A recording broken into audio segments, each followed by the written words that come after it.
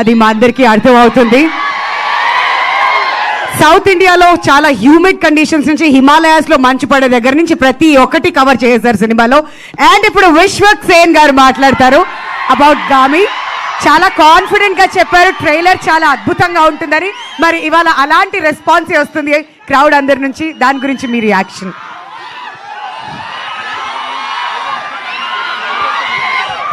అందరికీ నమస్తే. Exact 1 year అయింది సినిమా రిలీజ్ అయ్యి. March 22 దాటితే అరే ఒక 1 year అయిపోయింది సినిమా రిలీజ్ లేక అని ఫీల్ అవుతుండే నేను. సో 1 year ఎండ్ కాకముందే I'm coming with 1 more film, Gaami. So మేము ఇది స్టార్ట్ చేసినప్పుడు సరిగ్గా నా పేరు కూడా మీకు తెలీదు, అప్పుడు స్టార్ట్ చేసాము. బట్ బలంగా నమ్మింది ఏంటంటే ఒక్క మనిషిని, Vidyadhar. This man had a vision. అది ఎంత క్లియర్ విజన్ ఉండే అంటే, నేను బేసిక్గా నారేషన్స్ ఏంటా, ఈ సినిమా నాకు మనిషిని కలిసినప్పుడే అర్థమైంది నారేషన్ ఇయ్యలేడని. అంటే చాలామంది ఎగ్జాజరేట్ చేసి చెప్తారు ఏం లేకపోయినా, ఒక నారేషన్లో చాలా మిస్మానిపులేట్ అవ్వచ్చు మనము.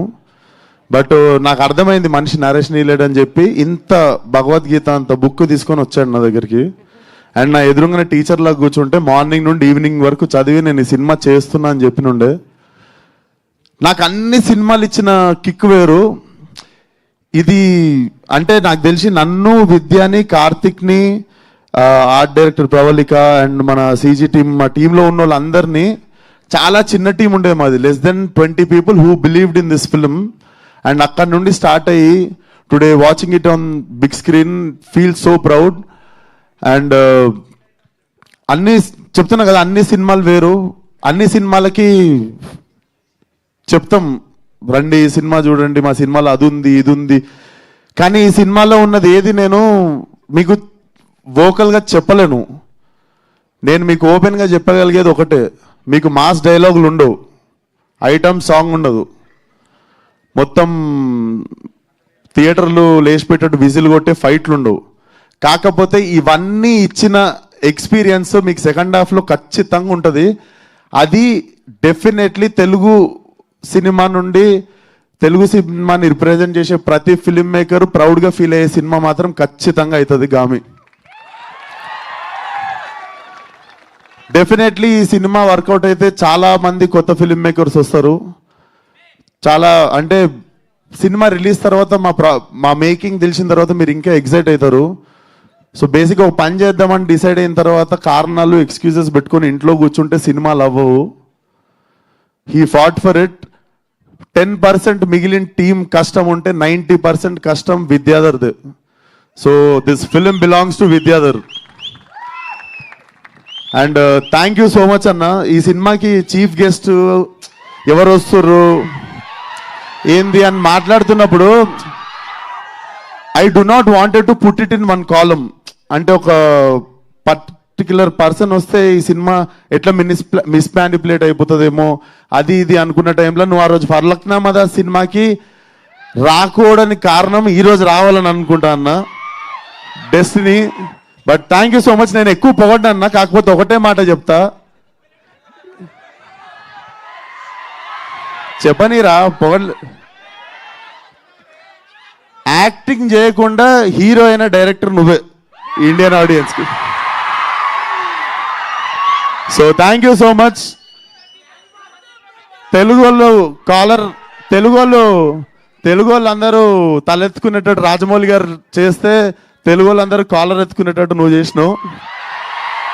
So thank you for existing, పుట్టినందుకు thanks.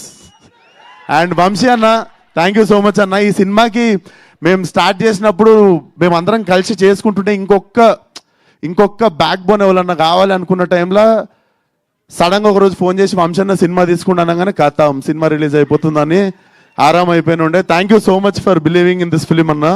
And Karthik, thank you so much.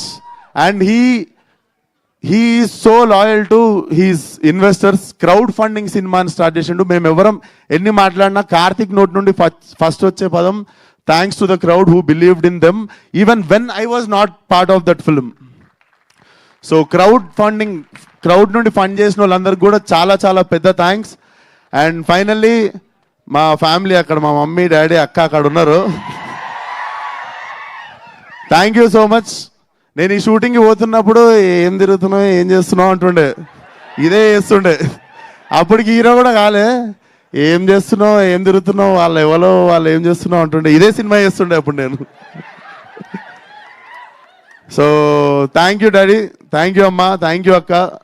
నాకు లైఫ్లో ఎంత పెద్ద ప్రాబ్లం వచ్చినా వాళ్ళ ముగ్గురు ముఖం చూస్తే నాకు ప్రతి ప్రాబ్లం చిన్నగా కనిపిస్తుంది. So thank you for always believing in me. Love you మీ ముగ్గురికి. ఇంకా మాట్లాడదాం, ప్రీ రిలీజ్ ఉంది March 8th, థియేటర్ రండి, కొత్తగా ర్యాంప్ అవుతుంది. Thank you. Thank you.